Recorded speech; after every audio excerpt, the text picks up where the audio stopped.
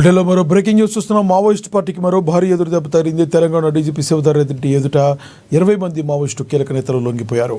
Maoist party Telangana రాష్ట్ర committee సభ్యుడు కంకణాల రాజురెడ్డి, ఆయన సతీమణి అడ్డూరి ఈశ్వరి అలియాస్ రేమాతో పాటు Maoist party guerrilla liberation army chief Barse Deva alias సొక్కుతో పాటుగా మొత్తంగా 20 మంది మావోయిస్టులు సరెండర్ అయ్యారు. లొంగిపోయిన వారిలో PLGA ఫస్ట్ బెటాలియన్ నుంచి 10 మంది, TSC నుంచి 3, SSZB నుంచి 2, దండకారణ్య స్పెషల్ జోన్ కమిటీ నుంచి 5 మంది ఉన్నారు.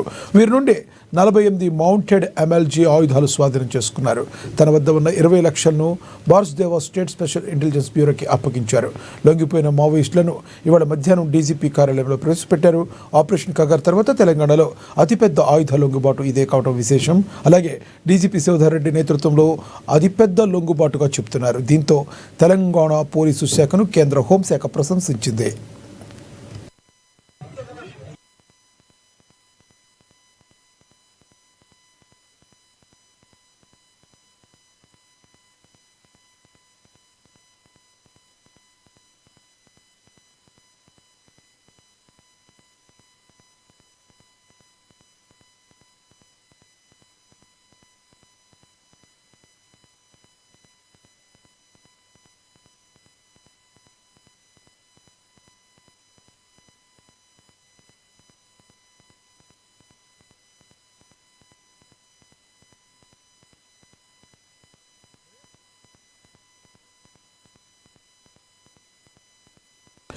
ఆంధ్రప్రదేశ్ ఉప ముఖ్యమంత్రి జనసేన పార్టీ వ్యవస్థాపక అధ్యక్షుడు పవన్ కళ్యాణ్ జగిత్యాల జిల్లా కొండగట్టు ఆంజనేయ స్వామిని దర్శించుకున్నారు. ఈ సందర్భంగా ప్రత్యేక పూజల్లో పాల్గొన్నారు. 35.19 కోట్లు టీటీడీ నిధులతో భక్తులు వసతి కోసం 96 గదుల ధర్మశాల, దీక్ష విరమణ మండప నిర్మాణానికి ఆయన భూమి పూజ చేశారు. అభివృద్ధి పనులు ప్రారంభిస్తున్నామంటే దేవుడి దయ ఉండాలన్నారు. కొండగట్టు నాకు పునర్జన్మనిచ్చిందన్నారు పవన్ కళ్యాణ్. గతంలో జరిగిన విద్యుత్ ప్రమాదం నుంచి నేను ఎలా బయటపడ్డానో ఇప్పటికీ ఆశ్చర్యం కలిగిస్తుంది. కొండగట్టు అంజన్నే తనను కాపాడారన్నారు పవన్ కళ్యాణ్. దీక్ష విరమణకు మండపం, సత్రం కావాలని గతంలో తనను కోరినట్లు తెలిపారు. టీటీడీ సభ్యులు, తెలంగాణ నాయకులు అందరి సమిష్ట కృషితోనే ఇది సాధ్యమైందని తెలిపారు. ఈ కార్యక్రమంలో టీటీడీ చైర్మన్ బిఆర్ నాయుడు, మంత్రి అడ్లూరి లక్ష్మణ్ కుమార్ తదితరులు పాల్గొన్నారు. నాకు ఈ చైతన్యం, ఈ ధైర్యం, ఈ దమ్ము తెలంగాణ నేలొచ్చింది. నేను ఇక్కడి నుంచి ఏం ఆశించట్లా. మన వంతు, మన నేల, మన దేశం, మన తెలంగాణ, మన తెలుగు నేల. దానికి జనసేన తరపు నుంచి మనం ఏం చేయాలో మనం కలుసుకుంటున్నాం. మనకి వ్యక్తిగతంగా ఎవరు శత్రువులు ఉంటాయి కానీ పాలసీ పరంగా విభేదాలు ఉంటాయి తప్ప శత్రువులు పాలసీ పరంగానే విభేదాలు ఉన్నాయి. ఇంతకుమించి బెటర్ పాలసీ చేయొచ్చు, ఇట్లా చేయొచ్చు. అదే నేను నడిపిస్తా చూపించాను. ఇప్పుడు మీరు కూడా అదే బాటలో నడవాలి మనస్ఫూర్తిగా. అంటే మీరు ప్రజలకి చాలా కొత్త నాయకత్వం కావాలి. అది మీ చేతిలో ఉంది, ఆడపడుచు చేతిలో ఉంది, యువత చేతిలో ఉంది. ఈ రోజున ఈ రూమ్లో 140 మంది, 150 మంది ఉండొచ్చు. ఎంత పెద్ద ప్రయాణమైనా సరే ఒక్క అడుగుతూనే మొదలవుతుంది. ఈ రోజున మనం చాలా దివ్యక్షేత్రం కొండగట్లో పునర్జన్మ ఇచ్చిన నాకు కొండగట్లో మొదలు పెడుతుంది. అందరికీ మనస్ఫూర్తిగా స్వామివారు అందరూ హనుమాన్జీ తరఫున మన హనుమాన్జీ ఆశీస్సులు అందరికీ ఉండాలి. భవిష్యత్తులో మీరు మరింత ఉన్నత స్థానానికి వెళ్ళాలి. పోటీ చేయడం, గెలుపోవడం మన చేతిలో లేదు. పోటీ చేయడం అంటే మన చేతిలో ఉంది. పోరాటం చేసే సత్తా మన చేతిలో. మీ పేరేంటమ్మా? రాష్ట్రం ఏ పంచాయతీ? మట్టల్ నారాయణఖేడ. నాకు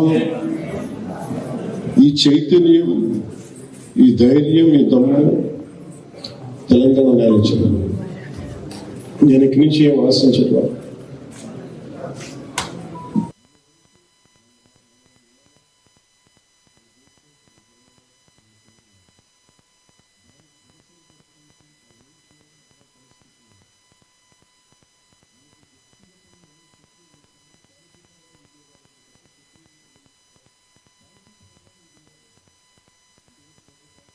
మహబూబాబాద్ జిల్లా గార్లలో సావిత్రిబాయి పూలే జయంతిని ఘనంగా నిర్వహించారు. మహిళా ఉపాధ్యాయ దినోత్సవ శుభాకాంక్షలు తెలుపుతూ నివాళులు అర్పించారు.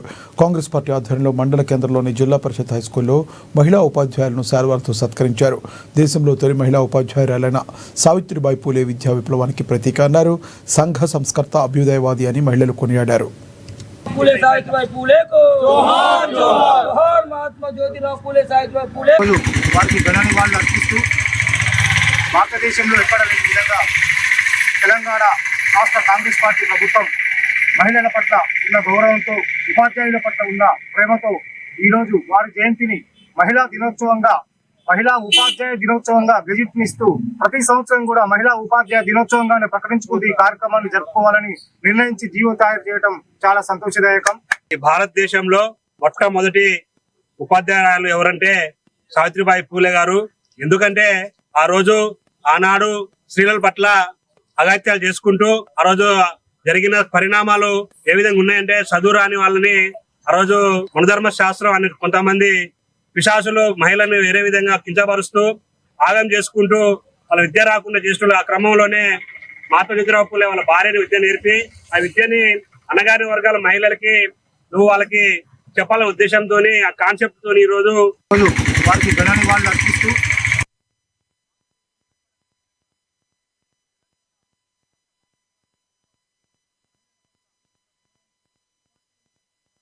మార్కాపురం జిల్లా కేంద్రంలోని ప్రభుత్వ బాలుర పాఠశాల ప్రధానోపాధ్యాయులు మునగాల చంద్రశేఖర్ రెడ్డి అధ్యక్షతన సావిత్రిబాయి పూలే 195వ జయంతి వేడుకలు నిర్వహించారు. ఈ కార్యక్రమానికి ముఖ్య అతిథిగా మార్కాపురం మండల విద్యాశాఖ అధికారి కె శర్వాణి హాజరయ్యారు. కుటుంబాన్ని చూసుకుంటూ ఉపాధ్యాయ వృత్తిలో ఉత్తమ విద్యార్థులను తీర్చిదిద్దటంలో కీలక పాత్ర పోషిస్తున్న మహిళా ఉపాధ్యాయులు చాలా గొప్పవారని ప్రధానోపాధ్యాయులు కొనియాడారు. అనంతరం పాఠశాలలోని మహిళా ఉపాధ్యాయులను ఘనంగా సన్మానించారు.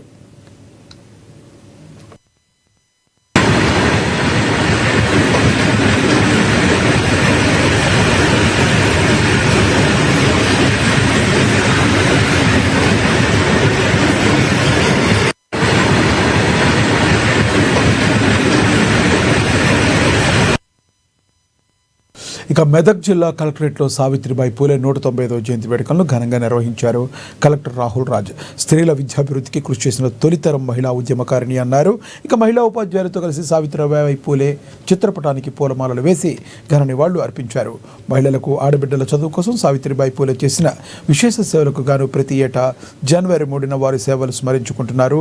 అధికారికంగా మహిళా దినోత్సవం, ఉపాధ్యాయ దినోత్సవం జరుపుకుంటున్నామని గుర్తు చేశారు.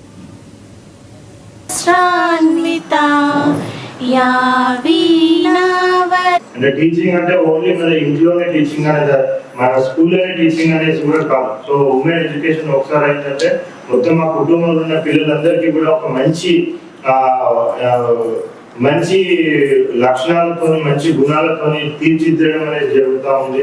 సో ఇది ఒక మంచి పరిణామం మన దేశంలో చాటు చేసుకున్నదంటే కంపల్సరీగా అది సావిత్రిబాయి పూలే గారి ఎంతో కృషి దీంట్లో దాగి ఉంది. సో ఇంకొకసారి మనందరం కూడా ఎంతో మంది మహనీయులు ఉన్నారు. సో కొద్ది మందిని మనం స్మరించుకోగలుగుతాం, కొద్ది మంది అంటే టీచింగ్ అంటే ఓన్లీ మన ఇంట్లోనే టీచింగ్ అనేది, మన స్కూల్లోనే టీచింగ్ అనేది కూడా కాదు. సో ఉమెన్ ఎడ్యుకేషన్ ఒకసారి ఏంటంటే మొత్తం మా కుటుంబంలో ఉన్న పిల్లలందరికీ కూడా ఒక మంచి లక్షణాలతో, మంచి గుణాలతో తీర్చిదిద్దడం అనేది జరుగుతూ ఉంది. సో ఇది ఒక మంచి పరిణామం మన దేశంలో చాటు చేసుకున్నదంటే కంపల్సరీగా అది సావిత్రిబాయి పూలే గారి ఎంతో కృషి దీంట్లో దాగి ఉంది. సో ఇంకొకసారి మనందరం కూడా ఎంతో మంది మహనీయులు ఉన్నారు. సో కొద్ది మందిని మనం స్మరించుకోగలుగుతాం. మహాత్మా జ్యోతిరావు పూలే సతీమణి సావిత్రిబాయి పూలే జయంతి సందర్భంగా నివాళులు అర్పించారు. ఎమ్మెల్యే మద్దులూరి మాలకొండయ్య బాపట్ల జిల్లా చీరాల పట్టణంలోని గడియార స్తంభం సెంటర్ వద్ద చిత్రపటాలకు పూలమాలలు వేసి నివాళులు అర్పించారు. జ్యోతిరావు పూలే, సావిత్రిబాయి పూలే దంపతులు సమాజ సంస్కరణకు పాటుపడ్డారన్నారు. ముఖ్యంగా విద్య ద్వారా అణగారిన వర్గాల అభ్యున్నతికి చేసిన సేవలు చిరస్మరణీయమన్నారు ఎమ్మెల్యే కొండయ్య. ఈవిడి భర్త జ్యోతిరావు పూలే గారు, ఈవిడికి చిన్న వయసులోనే మ్యారేజ్ అవ్వటం, భర్త యొక్క అడుగుజాడల్లో నడవడం వల్ల ఆమె అనేక ఉద్యమాల్లో పాల్గొన్నారు. వీళ్ళు భారతదేశానికి మార్గదర్శకులుగా మిగిలారు.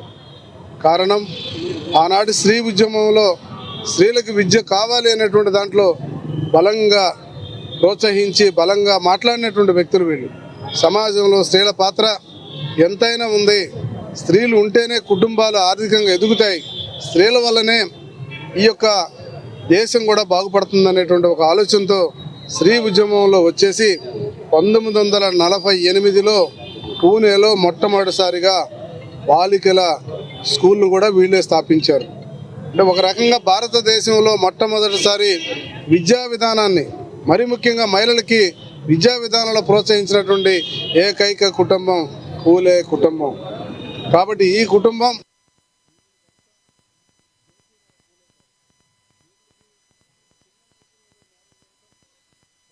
మెదక్ జిల్లా రామాయంపేట మండలం రాయిలాపూర్ గ్రామంలో గ్రామ సర్పంచ్ గట్టు సుశీల ఆధ్వర్యంలో గ్రామసభ ఏర్పాటు చేశారు. గ్రామంలో బెల్ట్ షాపులు నిషేధిస్తూ ఏకగ్రీవ తీర్మానం చేశారు. మద్యం విక్రయాలు చేస్తే ₹1,00,000 జరిమానా, సమాచారం ఇచ్చిన వారికి ₹10,000 నజరానా ప్రకటించారు. అంతేకాకుండా స్థానిక కిరాణా షాపుల్లో, పాన్ షాపుల్లో 14 సంవత్సరాలలోపు పిల్లలకు సిగరెట్, గుట్కా, పాన్ మసాలాలు విక్రయించవద్దని తీర్మానం చేశారు. గ్రామంలో విద్యార్థులతో కలిసి శనివారం అవగాహన ర్యాలీ చేపట్టారు. మద్యంకు బానిసలుగా మారి ఎన్నో కుటుంబాలు వీధిన పడుతున్నాయని, వీటిని అరికట్టేందుకు గ్రామంలో మద్యపాన నిషేధం అమలు చేస్తున్నామని గ్రామస్తులు తెలిపారు.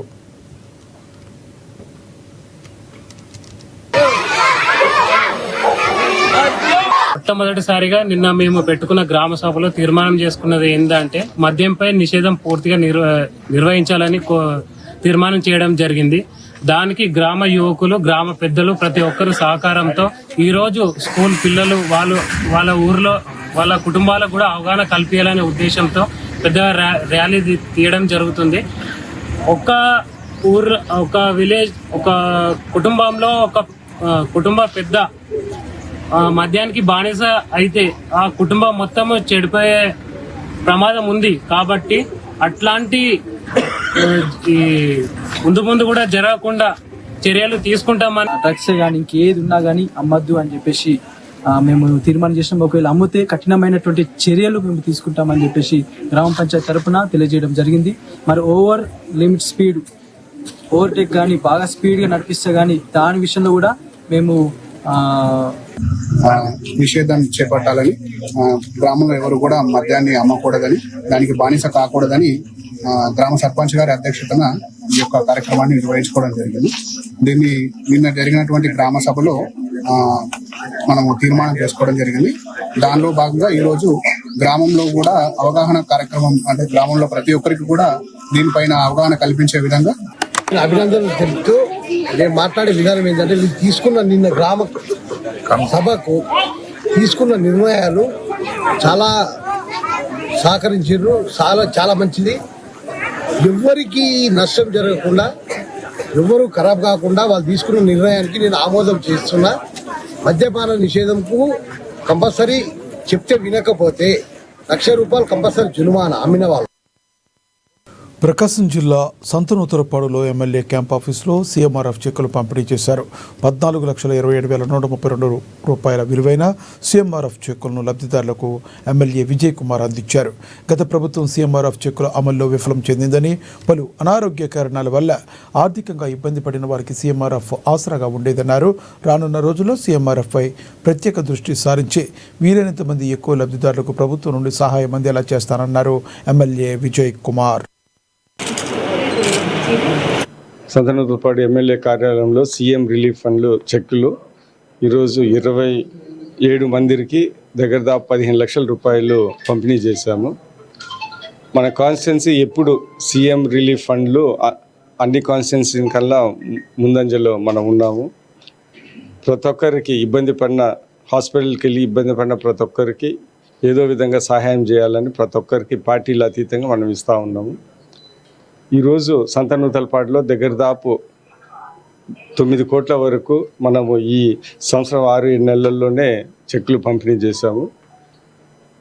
నాకు అన్ని సంక్షేమ కార్యక్రమాల కన్నా ఈ సంక్షేమ కార్యక్రమం నాకు చాలా ఇష్టము. దీని మీద ప్రత్యేక దృష్టి పెట్టి నేను ఈ చెక్కులు ఇవన్నీ మన అర్హులైన వాళ్ళందరికీ ఇప్పించే దాంట్లో నేను ఎంతో ప్రయత్నిస్తూ ఉన్నాను. ఎందుకంటే అన్ని ఇబ్బందుల కన్నా హాస్పిటల్లో ఇబ్బంది పడటం చాలా ఇబ్బందికరమైంది. ఏదో విధంగా తెలుగుదేశం పార్టీ తరఫున మేము సహాయం చేయగలుగుతున్నాం. నేను సహాయం చేయడానికి నాకు చాలా సంతోషంగా. రంగారెడ్డి జిల్లాలో ఉన్న రాజేంద్ర నగర్ జోన్, శంషాబాద్ జోన్లను హైదరాబాద్లో కలపాలన్న ప్రభుత్వ నిర్ణయంపై కార్తిక్ రెడ్డి తీవ్ర ఆగ్రహం వ్యక్తం చేశారు. హైదరాబాద్ వద్దు, సైబరాబాద్ కావాలంటూ కార్తిక్ రెడ్డి నిరసన వ్యక్తం చేశారు. సైబరాబాద్ పరిధిలో ఉన్న రాజేంద్ర నగర్, శంషాబాద్ జోన్లను హైదరాబాద్లో కలపాలన్న నిర్ణయాన్ని ప్రజలు తీవ్రంగా వ్యతిరేకిస్తున్నారని చెప్పుకొచ్చారు. కేవలం హైదరాబాద్లో ఉన్న ఎంఐఎం పార్టీకి లబ్ధి చేకూర్చేలా సీఎం రేవంత్ రెడ్డి విభజన పాలన చేస్తున్నారని కార్తిక్ రెడ్డి ఆరోపణలు గుప్పించారు. మనం చూస్తున్నాం, అసలు మన ప్రాంతానికి గాని మన జిల్లాకే గాని అస్తిత్వం లేకుండా చేస్తున్నారు ముఖ్యమంత్రి గారు. అసలు రంగారెడ్డి జిల్లా నిజంగా ఒక జిల్లా ఉన్నదా? రేపు దీనికి భవిష్యత్తు ఉంటుందా? ఇక్కడ ఉన్న ప్రజాప్రతినిధులు నిజానికి ఒక సమస్య వస్తే ఎవరితో మాట్లాడాలి? కేసీఆర్ గారు జిల్లాలు చిన్నగా చేసి అన్ని కలెక్టరేట్లని, కమిషనరేట్లను అన్ని ఒక దగ్గర పెట్టి ఎవరికైనా సమస్య వస్తే ఒకటే దగ్గరికి పోయి సమస్య తీర్చుకునే ఒక ప్రయత్నం కేసీఆర్ గారు చేసి, ఈరోజు రేవంత్ రెడ్డి గారు మన నియోజకవర్గం ఈరోజు ఒకసారి ఉదాహరణ చూసుకుంటే మున్సిపల్ కార్పొరేషన్లు 2, జోన్లు 3, పోలీస్ కమిషనరేట్లు ఇక్కడ మనం ఈ ప్రాంతం హైదరాబాద్ పోతుంది, ఆ ప్రాంతం సైబరాబాద్ పోతుంది, అటు శంషాబాద్ ఏమో అది రాచకొండ సైడో లేదా ఫ్యూచర్ సిటీ కమిషనరేట్ అని ఏదో ఏర్పాటు చేస్తున్నారని ఏదో సమాచారం వస్తున్నది. సో ఒక్కటే నియోజకవర్గాన్ని 3 భాగాలు, 3 ప్రాంతం పోలీస్ ఏదైతే పోలీస్ స్టేషన్ లో మనకు ముందు మనకు సర్కిల్స్ ఉండే ఏసీపీ ఆఫీసులు ఉండేనో అవి ముందు మనకు సైబరాబాద్ ఉండే, ఇదన్నిటిని కూడా తీసుకుపోయి హైదరాబాద్ దాంట్లో కలిపేసినారంట. దేంట్లో కమిషనరేట్లు.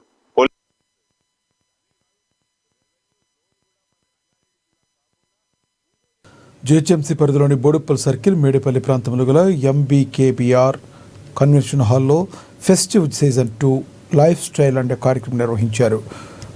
పోరెడ్డి కవితారెడ్డి, చిలుమల రజితారెడ్డి ఆధ్వర్యంలో సందర్శకులను విశేషంగా ఆకట్టుకుంది. ఫ్యాషన్, లైఫ్ స్టైల్ షాపింగ్ను ఒకే వేదికపై అందిస్తూ ఈ కార్యక్రమం పండుగ వాతావరణాన్ని సృష్టించింది. ఈ కార్యక్రమాన్ని మాజీ మంత్రి చామకూర మల్లారెడ్డి, మాజీ మేయర్ జక్క వెంకటరెడ్డి సంయుక్తంగా ప్రారంభించారు. ఇలాంటి కార్యక్రమాలు స్థానిక వ్యాపారాలకు, మహిళలకు ప్రోత్సాహంగా నిలుస్తాయని పేర్కొంటూ నిర్వాహకులను అభినందించారు.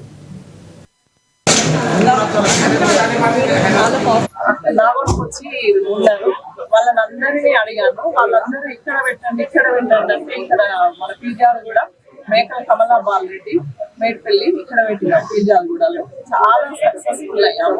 అందరూ ఎంత బాగా మాకు సహకరించారు. అందరికి థ్యాంక్స్. మెయిన్ మల్లారెడ్డి సార్ వచ్చిరు, వెంకటరెడ్డి సార్ వచ్చిరు, అందిరెడ్డి సార్ వాళ్ళు వచ్చిరు, వచ్చింది.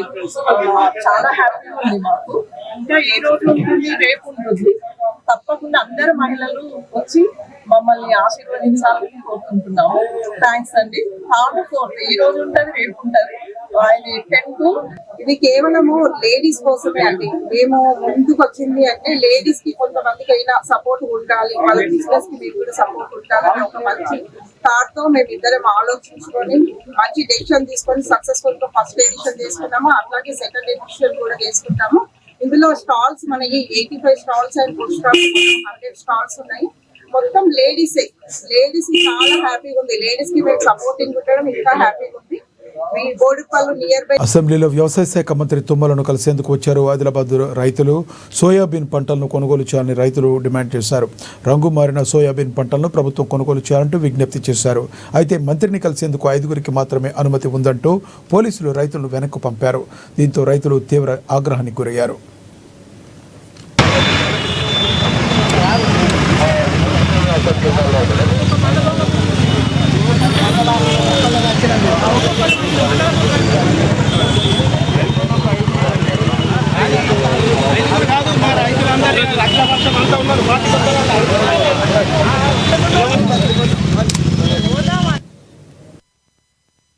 సమస్యలు పరిష్కరించాలని ఆటో సంఘాల నేతలు అసెంబ్లీని ముట్టడించేందుకు యత్నించారు. బషీర్బాగ్ వద్దకు వచ్చిన ఆటో సంఘాలను పోలీసులు అడ్డుకున్నారు. ఆటో డ్రైవర్లకు ప్రభుత్వం ఇచ్చిన హామీను వెంటనే అమలు చేయాలని డిమాండ్ చేశారు. ఆటో డ్రైవర్లను ప్రభుత్వం ఆదుకోవాలని కోరారు. డ్రైవర్ల ప్రమాద బీమాను వెంటనే రెన్యువల్ చేయాలన్నారు. ఆటో డ్రైవర్లపై కాంగ్రెస్ ప్రభుత్వం మొండి వైఖరి నశించాలంటూ పెద్ద ఎత్తున నినాదాలు చేశారు. ఇక మహాలక్ష్మి పథకం వల్ల జీవనాధారం కోల్పోతున్నామని వారు ఆవేదన వ్యక్తం చేశారు. ఆధ్వర్యంలో ఉన్న కమిటీ మాకు హామీ ఇవ్వడం జరిగింది. ఎన్నికల మేనిఫెస్టోలో పెట్టడం జరిగింది. అదేవిధంగా మహాలక్ష్మి పథకం ద్వారా ఫ్రీ బస్సు సౌకర్యాన్ని రాష్ట్ర ప్రభుత్వం కల్పించింది. దాన్ని ఆటో సంఘాలు రవాణా రంగాల సంఘాలు కూడా స్వాగతించడం జరిగింది. ఏదేమైనా దానివల్ల నష్టపోయిన ఆటో డ్రైవర్లు ఆదుకుంటామని చెప్పి ముఖ్యమంత్రి గారు రవాణా మంత్రి గారు పలు దఫాలుగా చెప్పడం జరిగింది. అదేవిధంగా గత 12 సంవత్సరాల నుంచి ఆటో మీటర్ ఛార్జీలు పెరగలేదు. పెరిగిన ధరలకు అనుగుణంగా ఇవాళ రైల్వే ఛార్జీలు పెంచారు, ఆర్టీసీ ఛార్జీలు పెంచారు. ఆటో ఛార్జీలు పెంచడం వలన రాష్ట్ర ప్రభుత్వానికి ₹1 కూడా ఆదాయం నష్టం లేదు, ప్రభుత్వానికి ఎలాంటి నష్టం లేదు. అయినా కూడా ఆటో మీటర్ ఛార్జీలు కూడా పెంచట్లేదు. అదేవిధంగా మొన్న పోయిన 3 నెలల క్రితమే పార్లమెంట్ ఎన్నికలప్పుడు గ్రామ పంచాయతీ ఎన్నికల ముందు మేము వెంటనే ఆటో ఇవి bulletin updates. Keep watching ANN. నమస్తే. धन्यवाद आपका कॉल उठाने